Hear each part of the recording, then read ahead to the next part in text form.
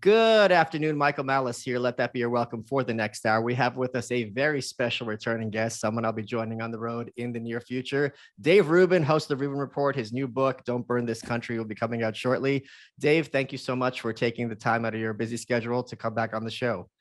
Michael, thank you for that very professional, heartfelt, and decent intro. I appreciate it. I'm looking forward to hitting the road with you. This is the last appearance that I'm doing on anyone else's show until I hit the road and the book is out there. So this is it. This is a big one for me. This is it. Well, I actually been thinking a lot about you this past weekend because you had this big announcement that you and your husband, David, are having 2 kids. Yeah. And I was very surprised, and I got to tell you, a little disturbed at some of the heat you got. You know, I reached out to you to congratulate you, and you've been getting it from all angles. Which we'll get into in a second. Were you surprised to get some kind of pushback for something that to me seemed to be so wholly positive?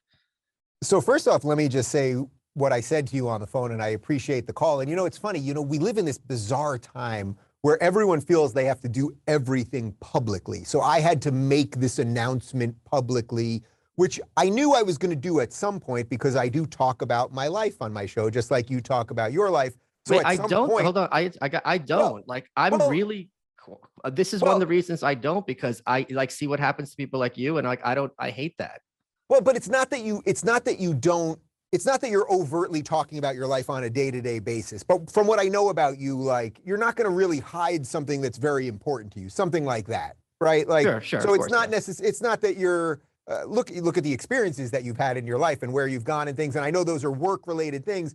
But the point is that any of us that talk for a living to a degree, yes, you sort of, we're not CNN talking heads where we really have no freaking idea what Brian Stelter is like outside of that studio when he goes back home to the potato patch, or what, Anderson Cooper is like, or any of these people. Those of us that do this thing, I'm very much the same person that I am off camera as on camera. There's always, what's that psychological precept, that if the camera's on, everyone turns it on like 5%. There's an actual, yeah. I know what the term, but I know what you mean. Yeah. There's an actual term for it. So of course we're talking on camera right now. It's basically how we would talk off camera, but there's a little bit of something that's a little different. Anyway, I knew that at some point I was going to end up talking about my family, and I do think your family is an important part of what frames your politics and all of those things. The reason we made this announcement now, when these kids are not even born, one will be born in August and one will be born in October,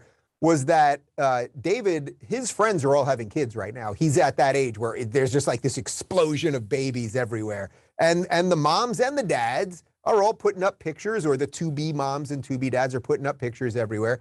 And he just wanted to be part of that. He doesn't really post anywhere on social media. He doesn't care for social media. He's a pretty functioning whole person, in the first place. But he was like, he did want a little bit of that so that his mom could share in the joy. Sure. She's going to be a first-time grandma, that sort of thing. So I thought, okay, if he's going to do it, well, now people are going to know because I am a public person, or whatever you want to call this, and I should say something. So look, when we made the announcement, first I would say, which is exactly what I said to you on the phone, 99% of what we got, at least that I saw, was absolute love and support from all of the people that I thought I was going to get love and support from. I don't know any one person that has any meaning to me in my life, either publicly or privately, that turned on me because of this. Now, yes, there were 2 or 3, from what I saw, blue check people. One woman, this Jenna Ellis person, who I've done her podcast, I think, twice. But she keeps calling me a friend. I mean, I've never met her. I've never had drinks with her or dinner with her. I'm not even saying she's a bad person. She's entitled to her religious beliefs. But I know she was not happy about it. Then there was some other troll, blue check guy. And then I saw just like the usual frogs on Twitter just saying mean things, and the Catholic groiper, whatever.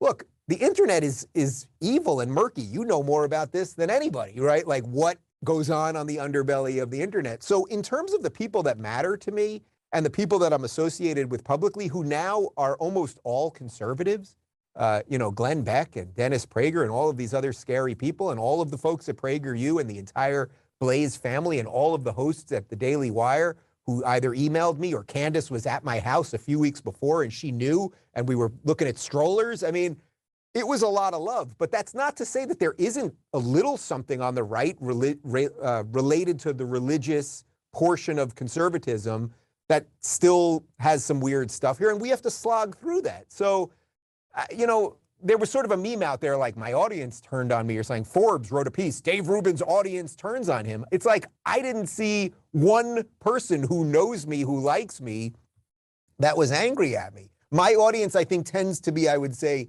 it's sort of the disaffected liberals and the more secular conservatives. Yeah. That's a huge swath of people, by the way. I would argue that might be the biggest political group of people there are. But of course, are there going to be some more traditional religious people, by the way, who, although I was getting it more, I would say, from like the Catholic crew, I'm pretty sure that there's a lot of religious Muslims and religious Jews, by the way, who would not be so thrilled with this situation. And it's okay, actually.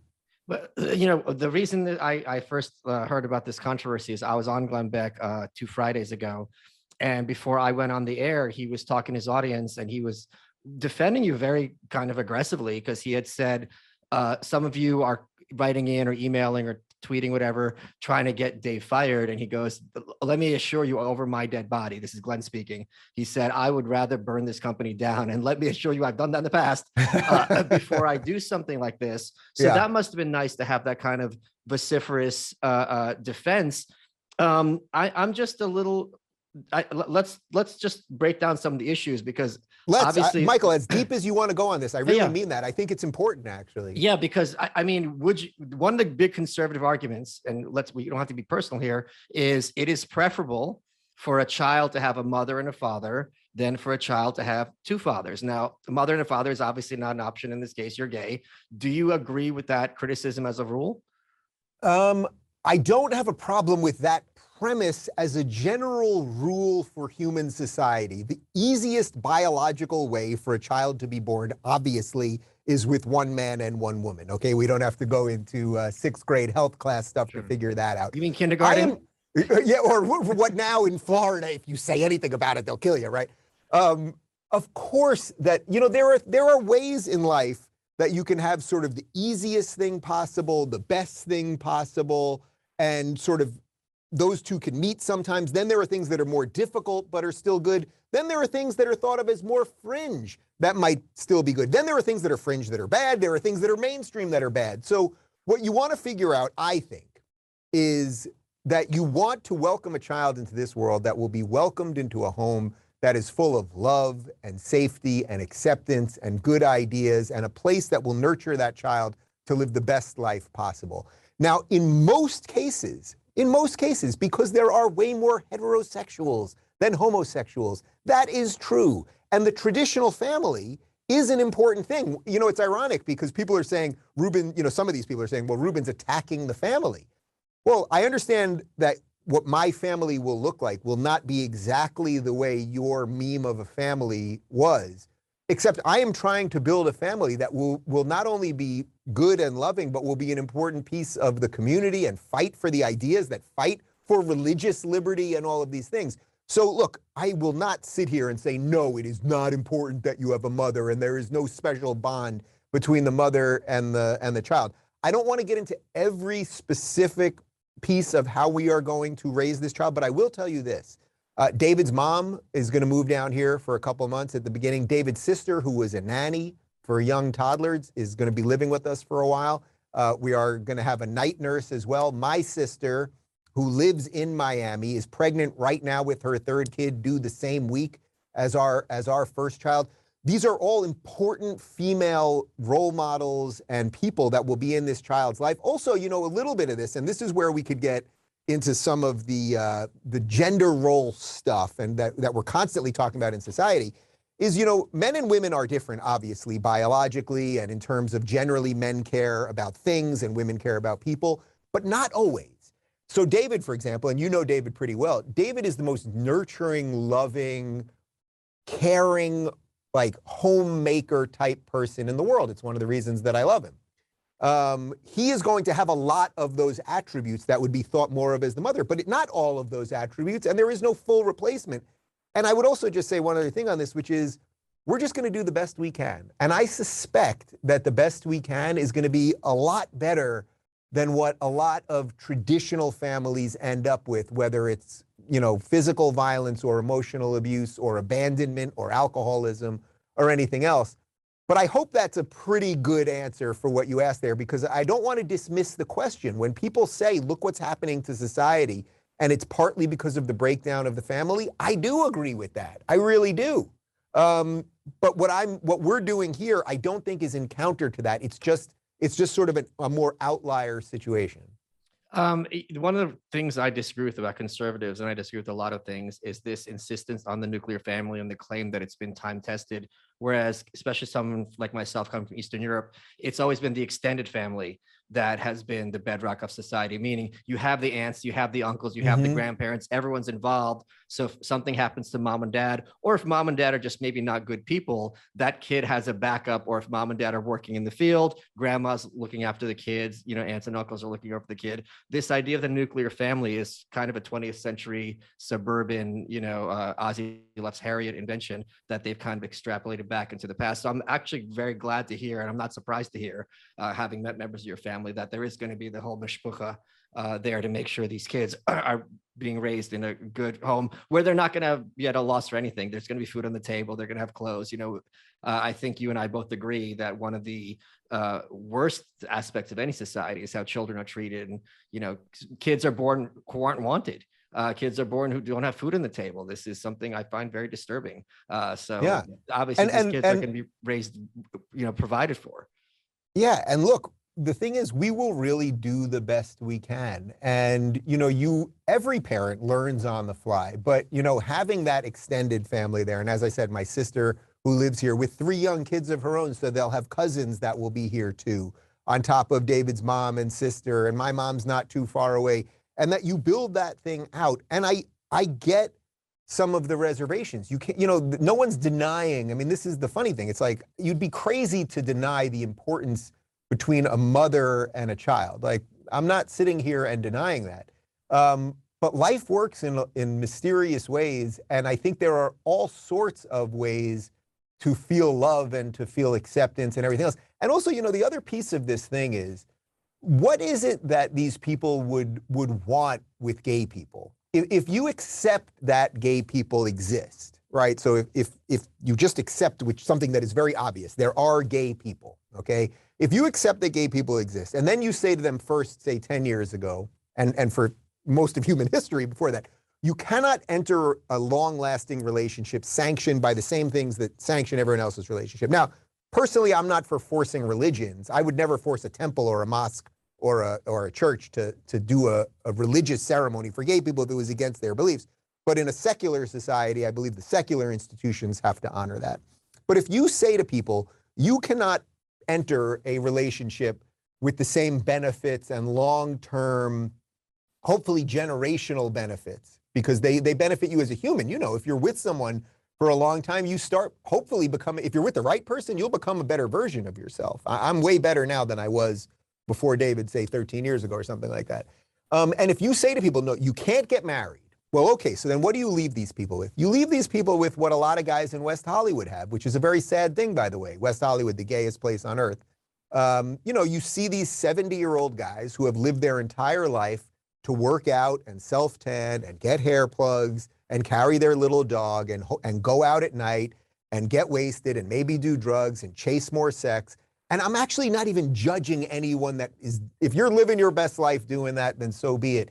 But we all kind of know that's not exactly what you want. Yeah, and we can remove sexuality from that. Like, if you meet the 70-year-old straight guy who is just like hunting for chicks his whole life, does it seem that great at the end? It probably doesn't. And if you're not going to let people have relationships, and then you're going to say, okay, well, you can have a relationship, but you can't have the next thing that actually fortifies a relationship, which is kids and a family. I mean, this is a lot of Jordan Peterson's type stuff. You can't have that stuff. Well, then really, what are you leaving a certain set of people in society with? You're leaving them with the exact shit that you're afraid that they're going to be like all the time. You're leaving them with sex and narcissism and the rest of it. You guys ever feel like you're being followed around the internet? Maybe advertisers know a bit too much about you. So our sponsor, IPVanish VPN, is here to help you take back your privacy and help you become anonymous on the internet. IPVanish is a virtual private network, a VPN for short, which is an important tool that helps you safely browse the internet. You can use a VPN on your computer, tablet, phone, whatever it is when you're streaming media. When you use a VPN, all your data is encrypted. What you're watching, what you're searching, what you're reading. I know what you guys are doing. Whatever it is that you're doing. That's important because what you're doing on the internet is no one's business but your own. For a listener of the show, IPVanish is offering 65% off their annual plan, only $375 a month. Super easy to use.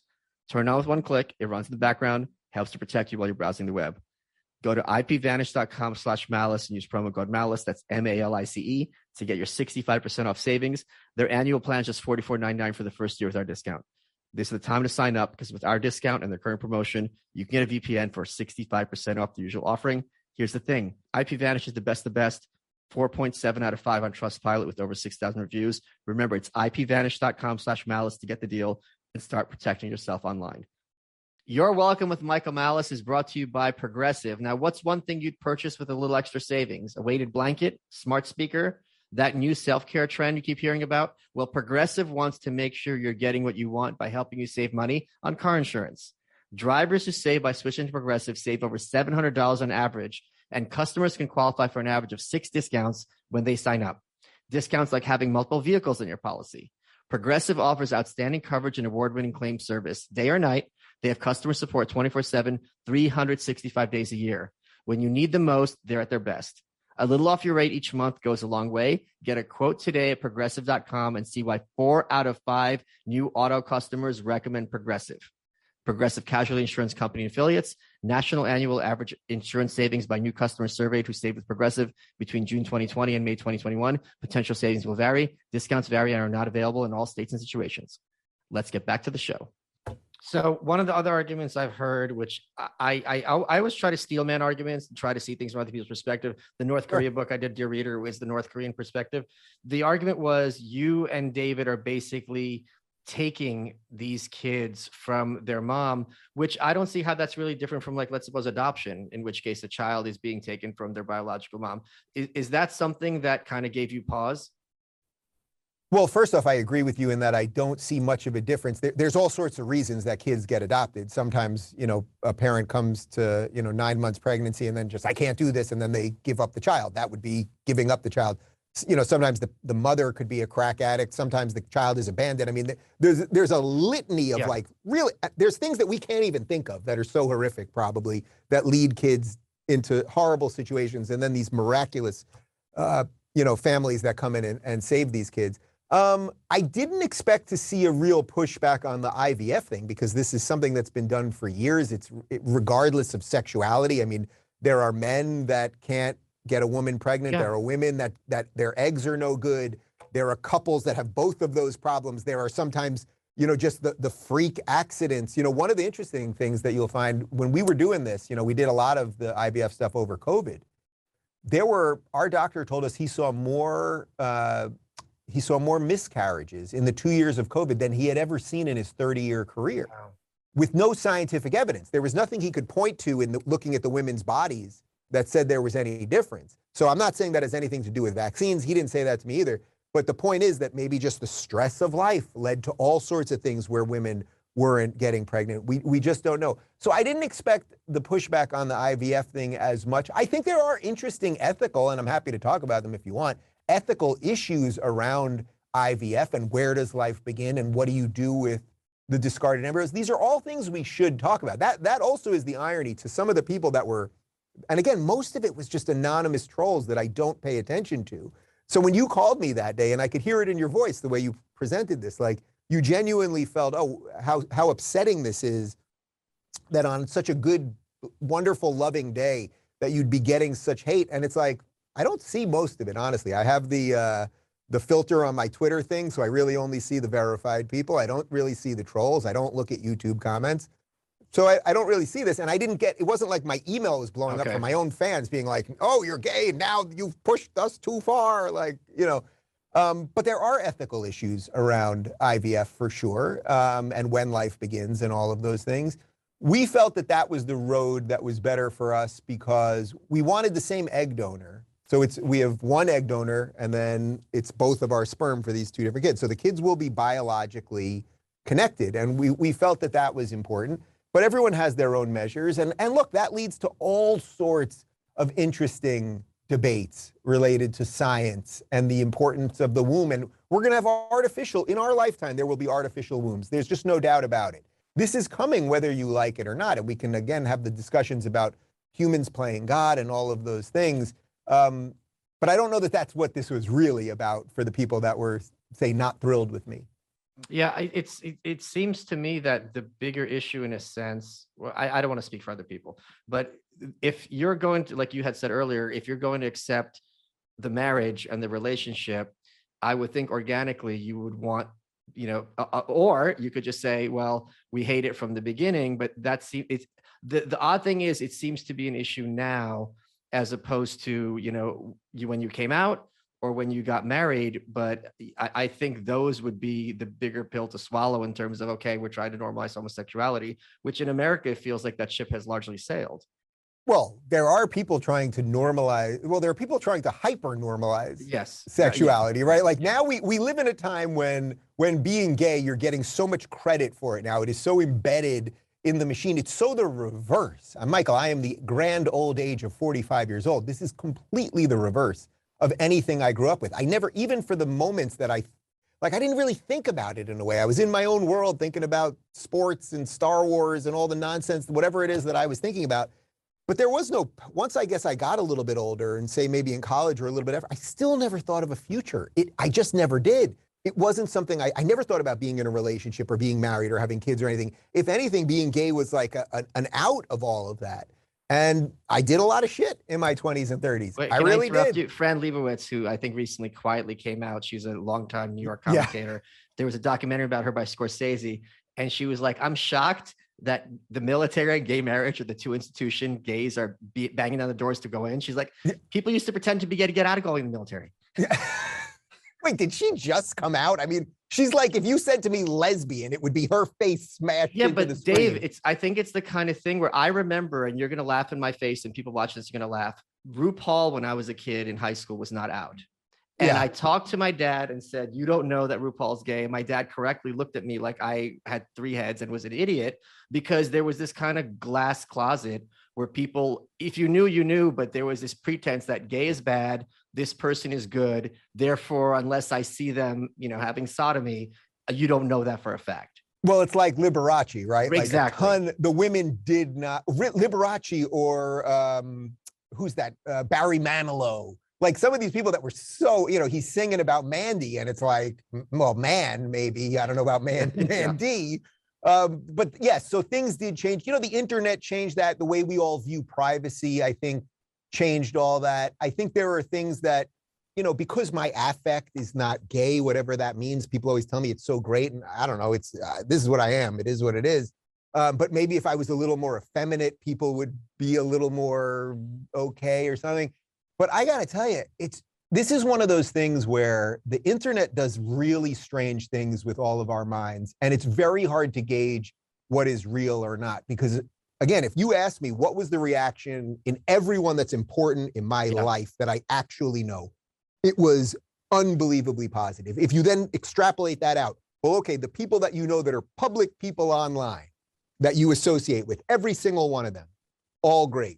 You go a little further. I got messages from all sorts of conservatives or other people somewhat in our sphere, people that I've never even met. This is so wonderful. You're going to be such a great dad, blah, blah. And then you keep going and keep going. And then people see the negative stuff. And then that becomes the thing. I mean, Forbes literally wrote this article, Dave Rubin's audience and allies turn on him. They put a picture of me and Candace up. Candace is one of my dearest friends. She's going back and forth with David about, I think as we speak, they're going back and forth on baby formula. It's like the internet has unearthed something that is really dysregulating us in a really weird way. There's this trope online, and I want to hear your thoughts about whether you think this is true, or I think there's a grain of truth to it, that you are like the token, that the conservatives will tolerate you, you serve a purpose, but they will never fully accept you. And as soon as you leave the room, it's like, look at that homophobic slur. No. I don't believe it. I can't say that there is literally not one person that may feel that way, but I can tell you that Dennis Prager and his wife Sue are coming to my house for dinner tonight, as they come over often. I can tell you I've shared meals with Glenn Beck, millions of times, dozens of times, and all of these people, these people are just people, and some of them have gay brothers or lesbian sisters or a bisexual aunt or whatever it might be. And what I have by and large found is that conservatives, and again, these words are all silly, and, conservatives, libertarians, just right-leaning, say more independent, individual thought people are so much more open than they're given credit for. Why was I invited to Liberty University, the largest evangelical college in the United States, to give their Sunday convocation in front of 14,000 people? 14,000. The biggest stop that I did with Jordan Peterson was 6,000. So 14,000 kids. I wander around that campus all day, kids high-fiving me, hugging me, taking selfies with me. A couple kids did say to me, I'm going to pray for you. I don't know if they exactly meant I'm going to pray for your salvation or so that you become straight, or just like, oh, you're a good guy fighting for the things I'm fighting for, whatever. But again, and I think you'll fundamentally agree with this probably more than anyone else in our space. I don't think I own the universe. I don't think I own the world. I don't think that I can just recreate, or I don't think I can create a world that is exactly as I see fit. What I can fight for are freedoms so that I can live freely and other people can live freely. That's what I've dedicated my life to do. And I think I'm doing a decent job of it. But within that is the acceptance that some people are not going to be thrilled with it. And guess what? I don't have to associate with them. And that is okay. Folks, free email services like Gmail and Yahoo aren't really free. You pay with your privacy. In fact, internet giants like big tech bank on exploiting your data by selling it to the highest bidder. Your business plan, Google has it. Your medical records, Yahoo can sell them to drug companies. You all know how I feel about the collusion between tech companies and corporations and the government. They're all working hand in hand and at the expense of the common person. The more you use Gmail and Facebook and Yahoo, the more you're dependent on them being good actors with your information. And at the end of the day, these are not good people. That's why so many people use StartMail. It makes you feel safe again. StartMail keeps your email private, period. Every email can be encrypted, even if the recipient doesn't use encryption. And when you delete an email in StartMail, it's gone forever. StartMail uses their own services, not Amazon's, which means they can't be put out of business like Parler. And switching to StartMail is seamless. You can easily transfer all your current email data. There's no starting from scratch. And StartMail is backed by the most stringent privacy laws in the world. You get unlimited anonymous aliases, which protects your main email address from spam and phishing attacks. So when you're giving your email to a company, you want to protect your identity, StartMail can generate a shareable alias email so people can't sell your information, and those can be deleted anytime. Your cybersecurity has never been more at risk. Email snoops and scammers take advantage of the pandemic. Phishing has skyrocketed in the last year. Take control of your privacy with StartMail before it's too late.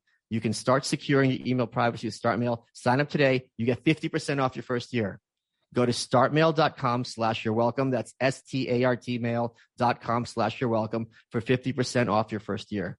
Startmail.com/you're welcome. Protect your privacy and don't be a product for certain nefarious companies. Let's get back to the show. Let's talk about, you recently moved to Florida. You escaped from Los Angeles. I was just there over the weekend, and I got to tell you, I had a great time, but I hated it. Like, really? I just really, it feels like going to another country. Like in you very should many love ways. that. You should love that. I liked going to North Korea, but these people have too much power over my life as Californians. And there was the you went to California. Sorry, I thought you meant you went to Florida. No, I went to LA. I'm sorry. Yeah. Oh, God. Why? What are you doing? I had to sign 2,500 totally backwards. You were freaking me out there for a second. Yeah. No. I had to sign 2,500 copies of my hardcover. So. Well, that's nice. Yeah. So I went there and we had a good time with my friends, but I was like, I think it's even worse than when you left. It's not getting better. Maybe there's less homeless encampments, but just the vibe of the city is so noxious. You're not missing out. I know the answer already, but I'd like to hear some specifics. what has improved in your life as a result of from moving from Los Angeles? How long did you live in Los Angeles for? A very long time. I lived in LA for 8 years. So, it's funny because I'm from New York. I was born in Brooklyn in 76. I grew up in Long Island. I spent most of my formative years in New York City. Then in 2013, I moved to LA. So as an adult, I've only lived basically in Manhattan and Los Angeles. I now live in Miami. And yet the ideas that I care about are mostly thought of as middle America ideas. So maybe by living on the coasts, my ideas somehow like met in the middle or something like that. But you are so well. First, to answer your question on Florida, from the second I got here, and I'm not kidding, I posted a video in the plane on the way landing. My good friend David Sachs, who's got great means and is just a really great guy in the tech world, because we didn't want to put our dog Clyde under the plane. He lent us his plane to fly here. And I got to sit in the cockpit as we were landing. I've only flown private one other time. And I kid you not, as I was watching the plane descend and it was late night and you see the lights, I was physically feeling something lift off me. Yeah. The last 2 years in LA were really, really rough. And especially because, I fought very hard for the recall. I campaigned with Larry Elder. 3 days after the recall, I got audited by the state. They went into 3 years of my Amazon purchases. It's a lot of hairspray, Malice, a lot of hairspray. To watch the homelessness, I was hearing gunshots at night. I lived in a nice area. You had been to my house. Like I had a great house. What went on in our four walls, this is what I always tell David. The last 2 years, what went on in our four walls was great. We had great friends. We had illegal parties. He's a great chef. We listen to music, go to the pool, do our thing. We're having fun. But that's not how you're supposed to live in a free society, that every time you walk outside of your house, that people are running across the street because you don't have a mask, that every store you go into, everyone looks depressed and quiet and angry, that LA, everything was boarded up and windows were broken everywhere. And in the name of peace and tolerance, there were BLM and Antifa signs and stickers everywhere and the rest of it. It became just awful at every level. And interestingly, I was back there last week just for a few hours because I did a new PragerU video to show you what crazy right-wing maniacs they are. I have a new book coming out in a couple of weeks. I shot a new PragerU video with them, even though they know I'm gay and having kids. And I said to my producer, listen, I want to land, shoot that video and get the hell out of there. Yeah. It was so depressing. I got yelled at when I got off the plane. I always take my mask off immediately and walk through the airport. Nobody says a word. When I got to Coffee Bean and Tea Leaf, it's a Starbucks type place. I ordered an iced coffee. The woman said, she said, I can't serve you. You don't have a mask. And I said to her, this was like 3 days after the State of the Union speech. I said, ma'am, I don't know if you saw it, but President Biden just gave a big speech and he was in a room and he's old with no mask with a bunch of old people. So I felt I didn't have to wear the mask for this. Would that be okay? And I kid you not, her eyes crossed. Like I broke her brain because these people are living in she was like the program actually broke. And then I went to Pancote to the end later to get an iced coffee and they wanted a vax passport. I was just like, fuck this place. I just want nothing to do with it, truly. I don't miss it at all. And Florida, everything here has been amazing. Everything. Yeah, one of the things I didn't realize, there were two things I didn't realize how bad they were in New York. Well, three, the weather. I didn't realize how much the New York weather, because I've lived in New York all my life, was having an effect on my psychology. I also didn't realize how bad my social life was hurting in terms of getting together with people became a chore and fewer people were around. And that gets to you on a subconscious level. Oh, yeah. And also the background music, for lack of a better term, of New York was this low-key, persistent anxiety, which I didn't realize how much was permeating, in my fortress of solitude until I got here and it's not here. And it's like, oh, I was living, in these kind of, I don't want to say oppressive in like a North Korean sense, but like tense conditions. Yes. And I thought that was normal and it was common in New York. It's not normal. It's very abnormal. Michael, I'm sure you either know or know of Yeonmi Park, who, of course, the North Korean defector, who's an incredible human being. I mean, she talks about it's in her book, and when I've interviewed her, she talks about, when you're this more than anyone, when you're oppressed to that level, you don't know about your oppression, and that's really what you're sort of saying there.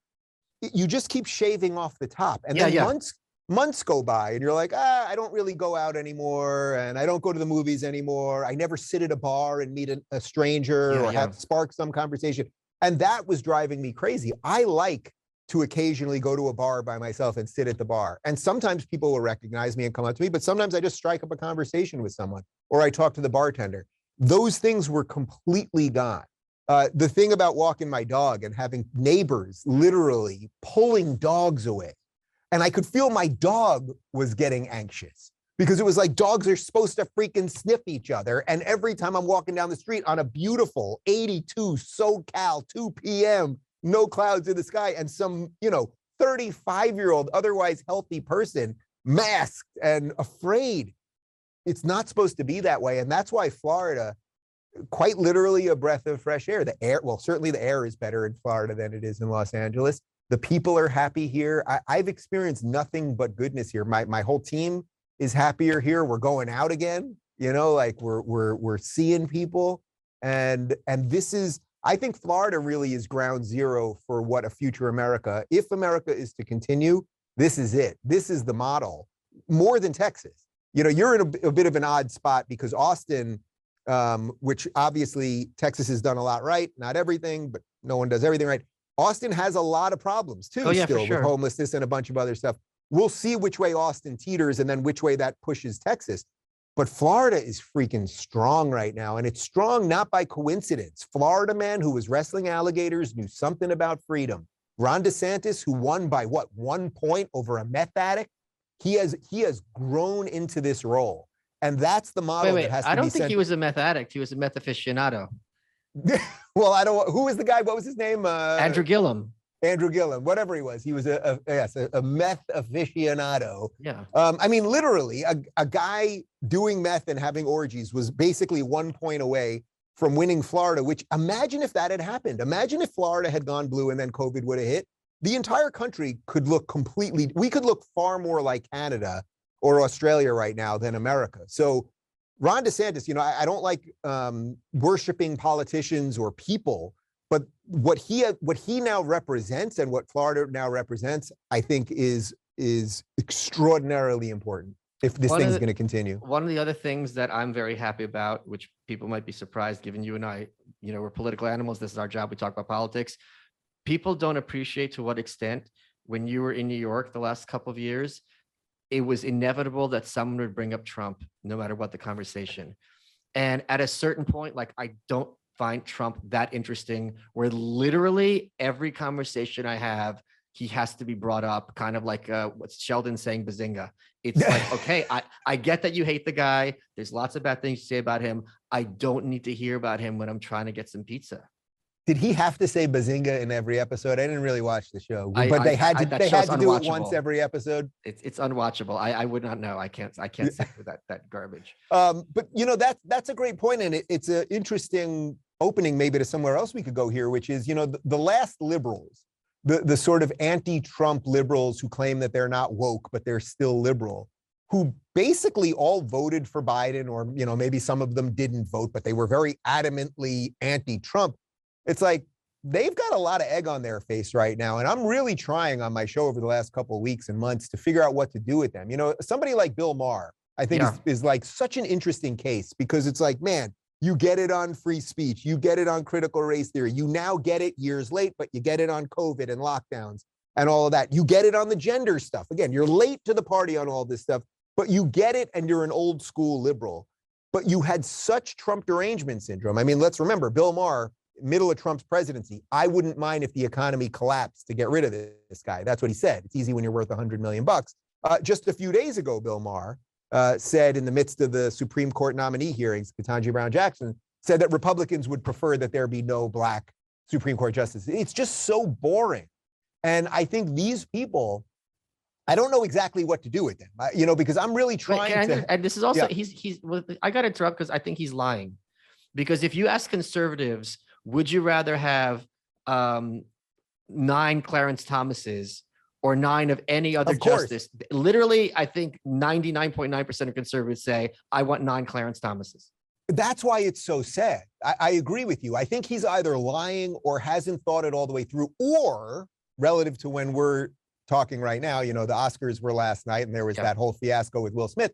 He's so in the Hollywood machine that puts up these people to say ridiculous things, and they all willfully play along because they're all very easily replaceable.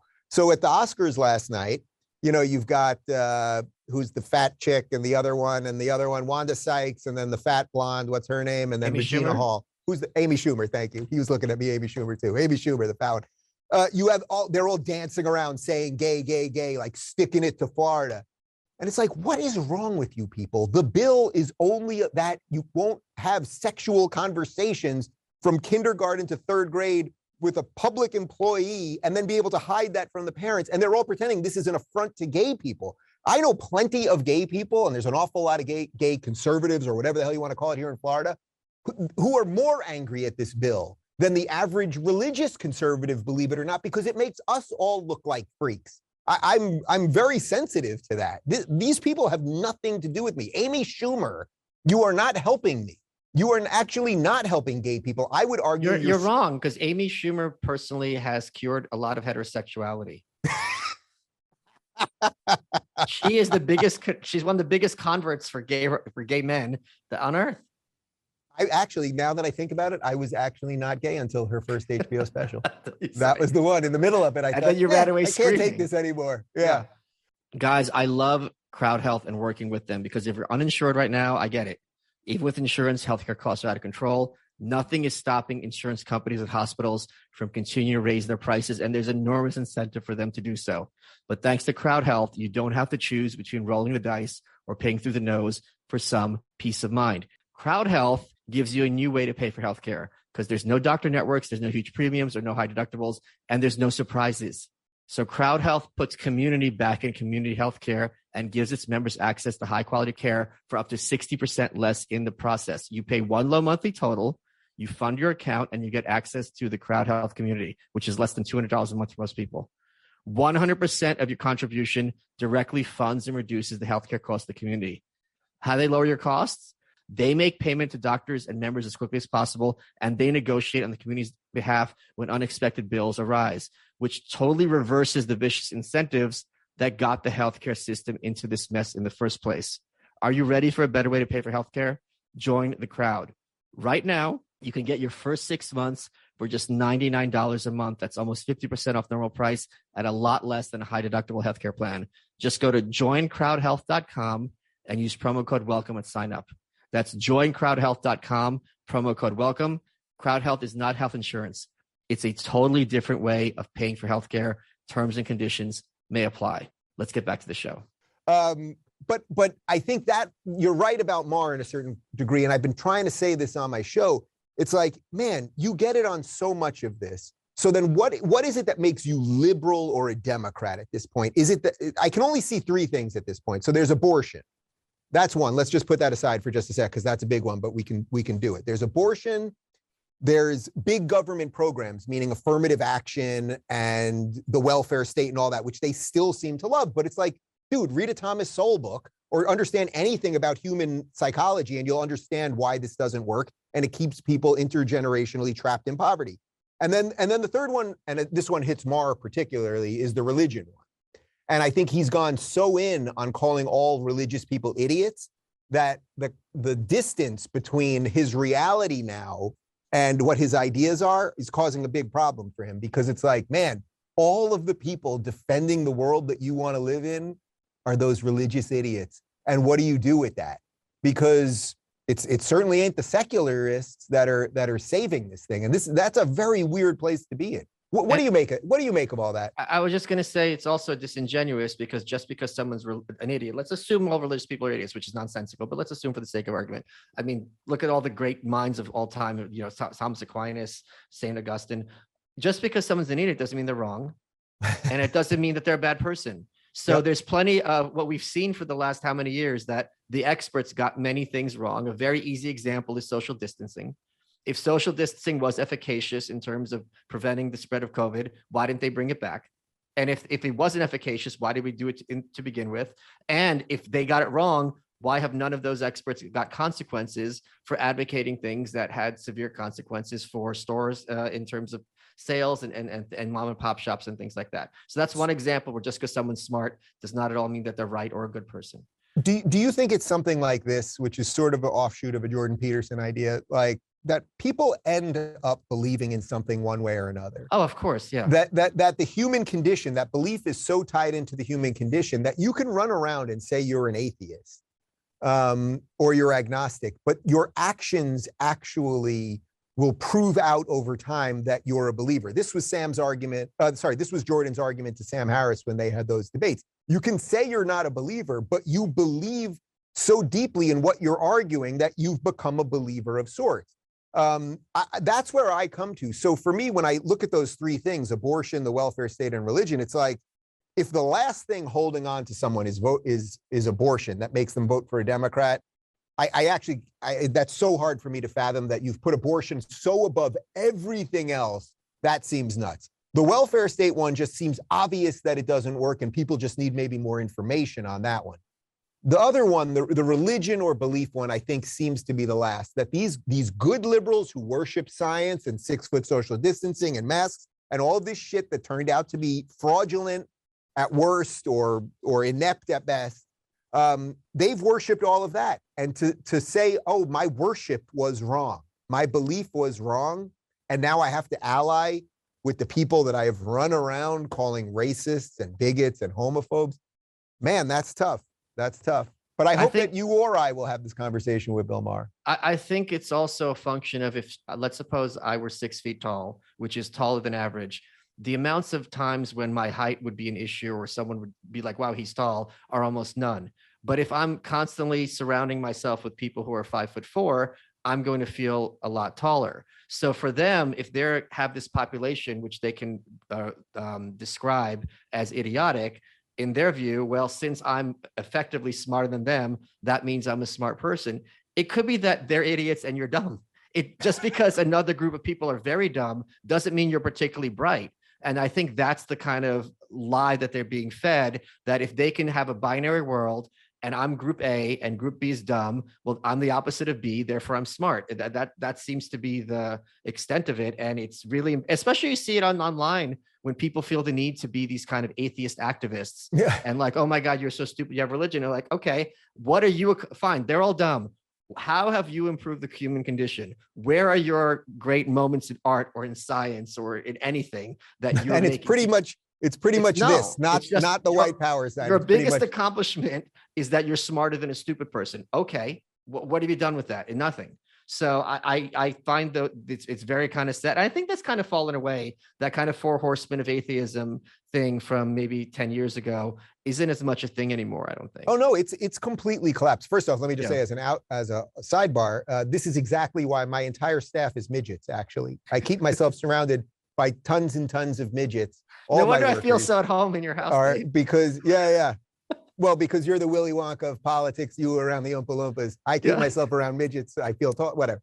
I think you're totally right. The atheist movement, that sort of rational, secular, humanist political movement, it's gone. It's gone. I don't want to get too into this, but like, I think a lot of it has to do with the fact that Sam Harris, who was the sort of last remaining leader of it, Trump broke him to such a degree that it made the atheism thing look ridiculous, because it was like, Sam, you may not believe in God, but you believe that Trump is the devil, and your whole world revolves around him. And I think that really did break that thing. I also think that in those conversations that Jordan and Sam had, Jordan really squarely came out as the winner in a sense of battle of ideas, or whatever you want to call it. And I think that did somewhat change things. You're about to go on book tour. Have you ever done this kind of big tour before? I know you with Jordan, but I mean, as like the headliner. My last book came out in April of 2020. We had 50 stops. I was going to do 12 countries, I think, and the whole thing got bamboozled. So we're starting off with like 25 stops on this one. My life is about to significantly change in August when these kids come. So I actually don't want to be on tour for the next 5 months, because I am sort of viewing this as the last hurrah of a certain life that I had that was pretty damn good for 45 years. So I do want to be home for that. Also, we just moved obviously to a new home in a new state, and I'm enjoying being here and doing house projects and that kind of thing.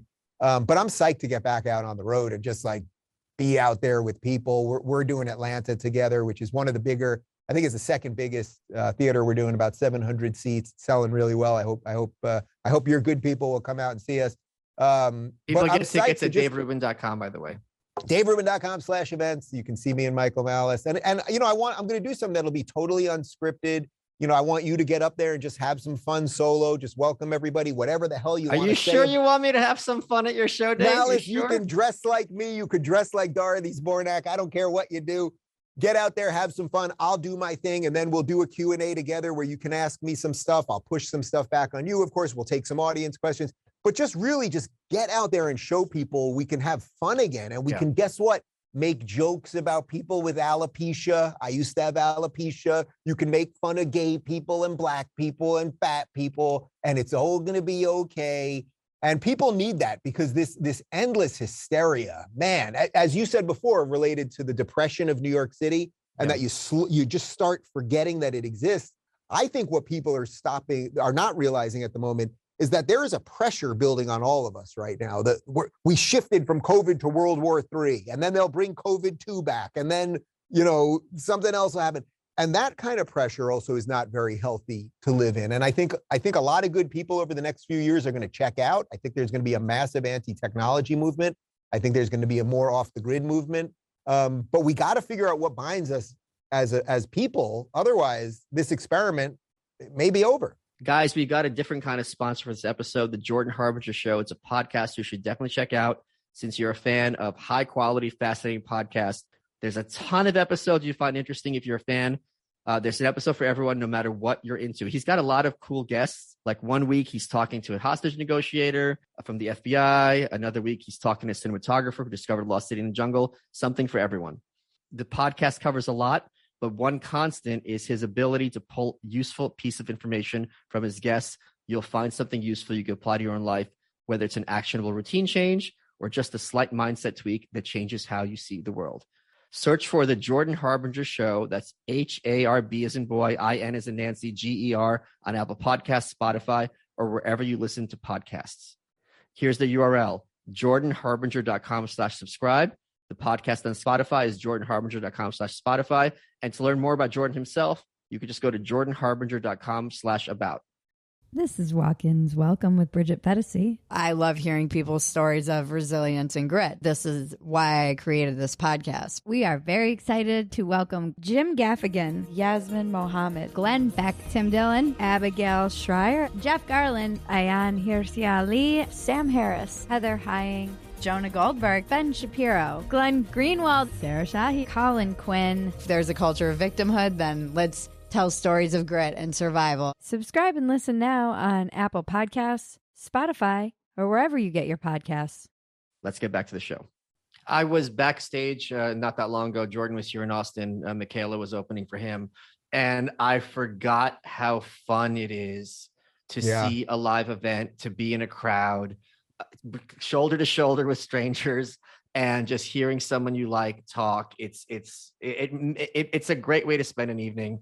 And I didn't realize how, like, I went to a concert here in Austin. I haven't done a concert in years. It wasn't a band I particularly like, but just the experience of being out and hearing live music was something that had been taken from us. And it's horrible. Like, what they've taken from us.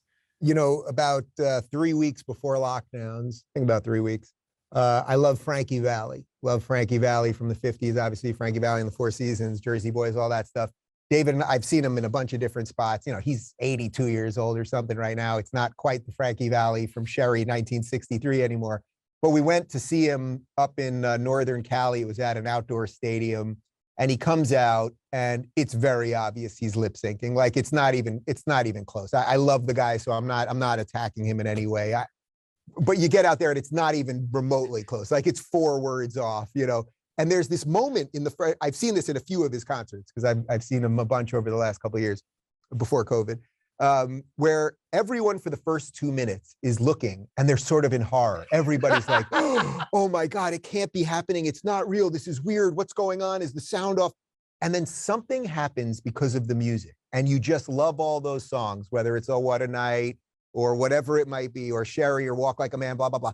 That something happens over the course of a couple minutes. And by the end of that thing, every single person is having that amazing shared experience of memories and songs that we loved and all that. And that's what you're talking about that we forgot. So you go to a Jordan Peterson concert, and whether he's doing the 12 old rules or the 12 new rules, or Yeah. or he's just ranting and raving about what happened to Joe Rogan and the N-word or whatever it might be, which I saw a different version of every night for a year and a half. It's like to look in that crowd and go, man, these people, they're roughly like me. They're trying to figure something out. They haven't perfected it, but they're trying to get a little bit better. And that's why they're here. And guess what? They look pretty good and they put on some good clothes to be here. And hopefully you laughed a couple of times and you might have cried and a whole bunch of stuff. That's what we're forgetting. Social media made us less social. That's a weird thing for guys like you and I who came from the ether of this thing. It's like, we love this. We love the game. You're the best follow on Twitter, period. You really are. you really are, because you're basically the only guy on Twitter that when I'm scrolling through the feed, I have to go back because I'm like, wait, did he just say that? Or did I get that right? Or did I miss the joke? Or I got to repeat it? But yet, despite all that, this thing did something very screwy to our brains and our ability to communicate with each other. That's our alarm for the show. So you have, let me talk to some people you have open. You have Larry Elder opening for you, Meghan McCain, Megyn Kelly, Donald Trump Jr. Was that a hard ask to get Jr. to open for you? No, he was like the easiest one. I kid you not. I texted him. I said, hey, Don, I'm going to be in West Palm. I know that's your neck of the woods. Would you love to, you want to come open for me at the Improv or whatever it is? Let me see what I could do. He got back to me 2 minutes later. Love to do it. Dennis Prager. And I'm really, Dennis Prager, but I'm trying to get a mix of people. You mentioned Meghan McCain there. Now, Meghan McCain, Donald Trump Jr., these are ideological enemies, right? And my audience will have different feelings about each one. But these are my friends. I am friends with both of these people. They're good people, Prager and Elder and you. And we're getting, I just announced just 5 minutes before we started this, I just announced Lauren Boebert is going to be doing Denver. It's God, I love that woman. Her and Marjorie Taylor Greene. I want them to be our next president and vice president. Dude, she's funny as hell. I had her in my house. She's just a gracious, nice person. It's the only interview I've ever done where Clyde, my dog, actually burst into the room while we were doing the interview, basically assaulted her, and she just kept rolling, and she loved him, and she had slobber on her dress, but she was just good. And look, I know some people are going to be angry at me for that. She's far right, insurrection. It's like, you know what? I'm going to be around the people that I want to be around. We're going to put on a different show every night. So, Yeonmi Park, for example, is going to open for me one night. She's not funny. In Chicago, But in Chicago, but she's not funny, but she will tell a nice story at the beginning, and that will mean that I'll do something a little bit different in Chicago than say I do with you when you come out dressed like Sophia Petrillo or whatever you're going to do. How jealous are you that I have autographed photos of all four of the Golden Girls to me? When you sent me that picture, so I was in the middle of something, so I quickly glanced at it, and I just thought I didn't realize that it said Michael on them. And I'm looking at them like, okay, you can get those. That's not that hard. Then I looked later in the day and I was like, damn, to Michael from everybody, B and Rue and Estelle and Betty. Yeah. But you didn't get Herb Edelman, I saw. Oh, Stan. You did not get Stan. Here, let me try Coco. more. Harold Gould. Who was Harold Gould on the show? Miles Weber. Oh yeah. Well, Miles was a crook. I do not want to talk about Golden Palace on this show. What a travesty.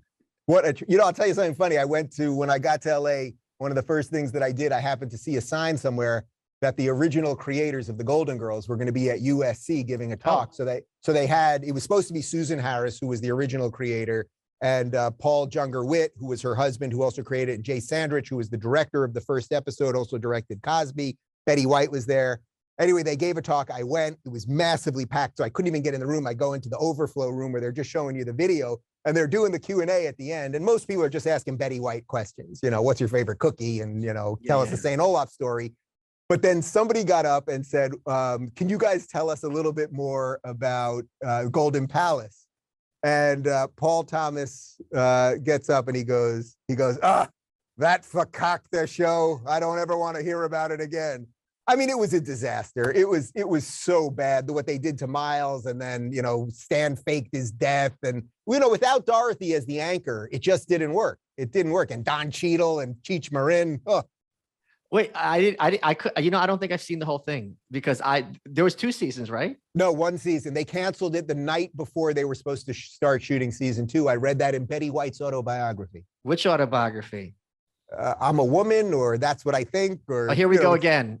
Oh, here, yeah, is that it? Yeah. Because there's also one where it's called Betty White in Person, which is just a collection of essays. Oh no, so then yeah. You don't have that one? Oh, I don't.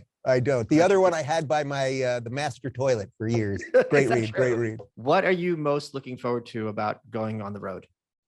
It's the people. It's the people. You know, when I was out with Jordan, it was like the amount of decent, good people that you see that we've all forgotten about, sort of what we've been talking about a little bit over the last 20 minutes. You forget all these good people and that you forget that human connection and all that. Tell you one quick story. We're in Stockholm, Sweden, and at most of the Q&As at the VIPs after, you pay an extra $100, you get the picture with Jordan. They would sell those in advance. Mine, they would just sell at the venue right there. So I'd usually get about 50 people or so. I'd give a little talk, take pictures, really nice. Something happened at that Sweden show where I got about 200 people and we couldn't fit in the room that they wanted for us. And I said, hey, I've never done this before. I don't think I would do this in most American cities, but why don't we just go to a bar or a restaurant? And everyone said, let's do it.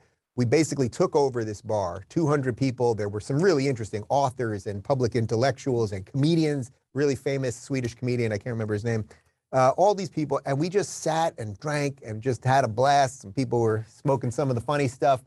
And it's that I miss. It's that thing, man. We're all doing this on these pipes. We're staring into our phones all day. We're talking like this. You know, Malice, when I've had you on my show and we do it in person, whether you're dressed like Q or dressed like Michael Malice or dressed like Tulsi Gabbard or whatever. Well, she was dressed like me, but yeah. Or she dressed like you.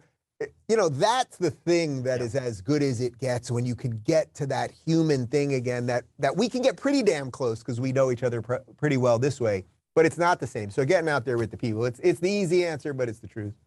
Dave, we're running out of time. Oh, by the way, so I just want to remind people, I'll be opening for you in Atlanta on Friday, April 22nd. People get tickets at daverubin.com/events. I'm very much looking forward to making you regret this decision. Dave, I promise. I've sown the seeds and I will reap the harvest. We're running out of time. What has been your favorite part of this interview? All right, Malice, I'm going to get corny on you because I was going to get corny when I decided to do this as my last interview before the book, and then they want me to go silent for a couple of weeks. My favorite part is that you really, out of all of the people that I've met in this, you know, you meet some friends that are sort of public friends or public, there's a camaraderie in public, or you tweet at each other and it looks cute, like you're real people. And I've become friends with some of these people outside, Dennis, Prager, and Candace.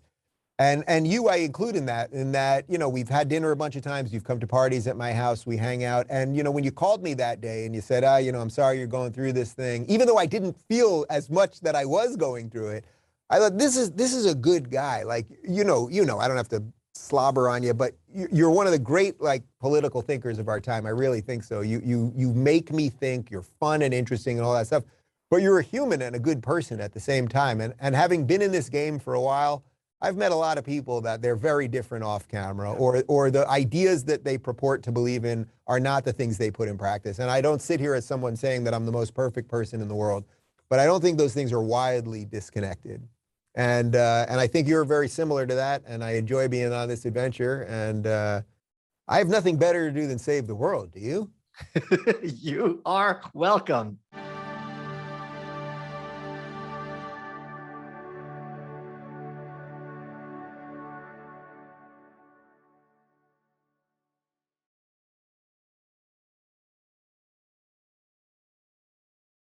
Stream the biggest movies and TV shows for free on Pluto TV. Watch movies like Titanic and G.I. Joe: The Rise of Cobra, plus TV shows like CSI and Star Trek: The Next Generation. Starting this month, check out the 24/7 Stargate channel exclusively on Pluto TV. Plus hundreds of channels and thousands of movies and TV shows absolutely free. Download the free Pluto TV app on your favorite streaming device and start watching today.